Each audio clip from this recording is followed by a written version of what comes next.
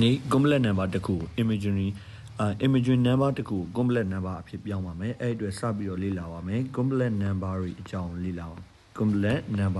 complex number ဆိုတာ gain တွေပါ real number တွေနဲ့ imaginary number တွေရောထားပါတယ်သူ့သင်္ကေတအများအားစုတော့ z နဲ့သတ်မှတ်တယ် z equal to 8 plus yi 8 plus yi လို့ပုံစံမျိုးလေးနဲ့ဖော်ပြလေးရှိတယ်တနည်းအားဖြင့် imaginary unit ပါလိုက်တဲ့ complex number လေးပါဒီထဲမှာ8နဲ့ y ကတော့8နဲ့ y gain နေရတော့ဘာ number တွေလဲဆိုတော့ real number တွေဖြစ်ပါတယ်8နဲ့ y ကတော့ is in real number ဘာ number တွေပဲဖြစ်ရမလို့ဆိုရင် real number တွေပဲဖြစ်ရပါမယ်ဒါလေးကိုတည်ထားပြရပါမယ်8နဲ့ y real number လိုမျိုး z equal to 8 plus yi ပုံစံရေးတာကိုဒီဥစ္စာလေးကိုတော့ Cartesian ဖောင်လို့ခေါ်ပါတယ် Cartesian ဖောင်နဲ့ရေးရလို့ပြောပါတယ် z equal to 8 plus yi ပုံစံနဲ့ရေးတာသူ့ Cartesian ဖောင်ဟုတ်ပြီအဲ့ဒါဆိုရင်သူ့ကို hy coordinate ပုံစံနဲ့လည်းရေးလို့ရပါတယ် z equal to 8, y လို့ coordinate ဖောင်နဲ့လည်းရေးလို့ရပါတယ်ဒီပုံစံအားဖြင့်ရေးထားရဆိုတော့သူ့ကို coordinate ဖောင်နဲ့ရေးတယ်လို့ဆိုလိုပါတယ် coordinate ဖောင်နဲ့ရေးတာပါဟုတ်ပြီအဲ့ဒါဆိုရင်ဒီ complex number တခု z equal to 8 plus yi ဆိုတာကိုရေးလိုက်တယ် z equal to 8 plus yi ဒီနားမှာသင်္ကေတလေးခွဲပြောရမယ်8ကိုပြောခြင်းနေဆိုရင် complex number ရဲ့ real part လို့ပြောပါတယ် real part of z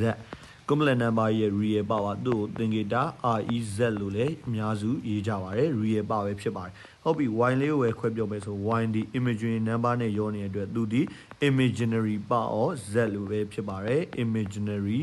part of z complex number z ကလေးရဲ့ imaginary part ပဲဖြစ်ပါတယ်သူရဲ့သင်္ကေတဒီ imz နဲ့သတ်မှတ်လေးရှိပါတယ်ဟုတ်ပြီအဲ့ဒါဆိုကျန်နေတဲ့ i လေးရောကျန်နေတဲ့ i လေးကတော့ imaginary unit စိတ်ကူးရင်ဂိမ်းသက်သက်တာဖြစ်တဲ့ imaginary unit ကလေးပဲဖြစ်ပါတယ်ဟုတ်ပြီအဲ့ဒါဆိုရင်ဆရာကြီးတို့က z က complex number ဖြစ်တယ် z က complex number တခုဒါမဲ့လို့ z က pure real တည်တယ်မယ်ပါမယ်ဆိုရင်ဆရာကြီးတို့တည်ထားမှာ y ရဲ့တန်ဖိုးက0နဲ့ညီရဆိုတာတည်ထားပြီးပါဟုတ်ပြီအဲ့ဒီအချိန်မှာနောက်ထပ်တစ်ခါ z က pure imaginary တည်တယ်မယ် z က pure imaginary တည်တယ်မယ်လို့ပြောရင်ဆရာကြီးတို့တခုတည်ထားမှာ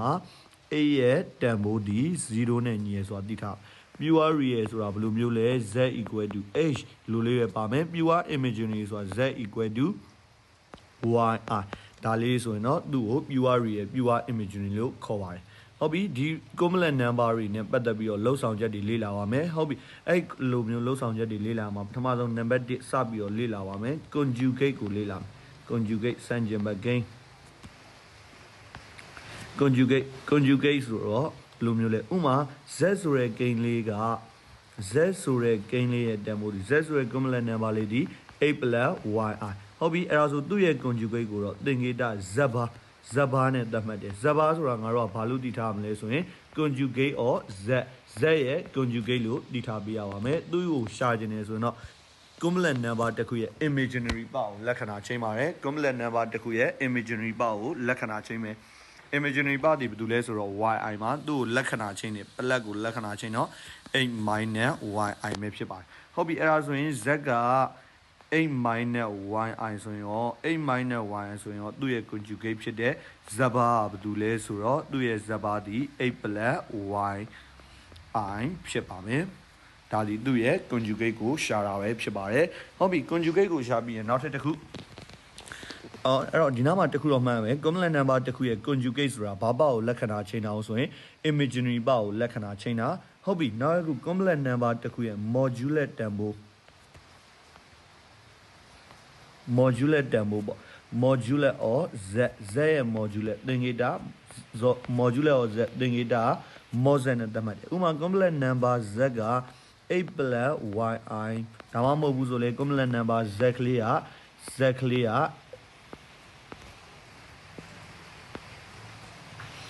8 minus yi ဖြစ်ခဲ့မယ်ဆိုရင်သူ့ရဲ့ mod တန်ဖိုးကိုလိုချင်တယ်ဆိုရင်ဆရာတို့သွားမယ် formula ဒီ square root of 8 square plus y square ဒါအလွယ်ပြောလိုက်တာပါတကယ်တမ်းတော့သူ့ရဲ့ mod တန်ဖိုးဒီ square root of real part နှစ်ထပ်နဲ့ imaginary part နှစ်ထပ်ပေါင်းခြင်း square တန်ဖိုးပဲဖြစ်ပါတယ်ဒါ complex number တစ်ခုရဲ့ modular ကိုရှာတဲ့ formula ပဲဖြစ်ပါတယ် real ပါနှစ်ထပ်နဲ့ imaginary ပါနှစ်ထပ်ဟုတ်ပြီနောက် number 3အနေနဲ့ complex number တစ်ခုရဲ့ additive inverse အပေါင်းပြောင်းပြန်ကိန်းဆိုဥမာ complex number z က 8 plus yi အဲ့ဒါဆိုသူ့ရဲ့ additive inverse ဒီ minus z ပါ minus z ရဲ့တန်ဖိုးက minus h minus yi ဟုတ်ပြီအဲ့ဒါဆို z complex number လေးက minus h minus yi ဖြစ်တယ်ဆိုရင်သူ့ရဲ့ additive inverse ဖြစ်တဲ့ minus z ဒီ8 plus yi ဖြစ်သွားပါမယ် additive inverse ဆိုတာ complex number ကြီးတစ်ခုလုံးကိုလက္ခဏာချိန်လိုက်တာပါအပေါင်းကိုလည်းလက္ခဏာ real ပေါက်ကိုလည်းလက္ခဏာချိန်တယ် imaginary ပေါက်ကိုလည်းလက္ခဏာချိန်တယ်ထူးခြားချက်အနေနဲ့ complex number တစ်ခုနဲ့၎င်းရဲ့additive inverse တို့ရဲ့ပေါင်းလက်ဒီအမြဲတမ်း0ရှိပါတယ်ဒါလေးကိုသိထားပေးရပါမယ်ဟုတ်ပြီနောက်ထပ်တစ်ခုထပ်ပြီးလေ့လာမှာနောက်ထပ်တစ်ခုဒီ multiplicate တဲ့ inverse multiplicate တဲ့ inverse ဆိုတာအမြောက်ပြောင်းပြန်ကိန်းသူ့တော့သင်္ကေတက 1/z ဒါမှမဟုတ်ဘူးဆိုရင် z inverse နဲ့သတ်မှတ်multiplicate တဲ့ inverse ကို 1/z ဒါမှမဟုတ်ဘူးဆိုရင် z inverse နဲ့သတ်မှတ်ပါမယ်ဟုတ်ပြီ complex number လေးကဘယ်သူရှိမလဲ complex number z ကလေးရှိမယ် complex number z ရဲ့တန်ဖိုးဒီ 8 plus yi ဖြစ်မယ်8 plus yi ဖြစ်မယ်အဲ့ဒါဆိုသူ့ရဲ့ additive inverse z inverse တနည်းအားဖြင့် 1/z ရဲ့တန်ဖိုးဒီ 1/8 plus yi ပဲဖြစ်ပါတယ်ဒါကိုရှင်းပုံရှင်းနည်းလေးကိုတော့အောက်ပြမှာဖော်ပြပေးရပါမယ် note တစ်ခုအနေနဲ့ထပ်မှတ်ပေးရမှာ complex number z နဲ့သူ့ရဲ့ multiplicate တဲ့ inverse ရဲ့မြောက်လက်ဒီအမြဲတမ်း1ရတယ်ဆိုတာသိထားပေးရပါမယ်ဒါဒီ complex number ရဲ့ multiplicate တဲ့ inverse ကိုရှာရတာပါဟုတ်ပြီအဲ့ဒါဆိုရင် complex number တွေနဲ့ပတ်သက်ပြီးတော့ operation လောက်ဆောင်ချက်တွေလုပ်ပါမယ် operation on complex number complex number တွေနဲ့ပတ်သက်ပြီးတော့ဆရာတို့ဒီကိန်းဂဏန်းဆိုင်ရာအချက်လက်တွေကိုရှင်းပါမယ်ဟုတ်ပြီပထမဆုံးစပြီးတော့ရှင်းမယ်ဟုတ်ပြီ complex number နှစ်ခုရှိမယ် z equal to h1 plus y1i z1 equal to a1 plus y1i z2 equal to a2 plus y2i ဆိုရဲ complex number နှစ်ခုရှိရထားထားမယ်ဟုတ်ပြီ number 1 equality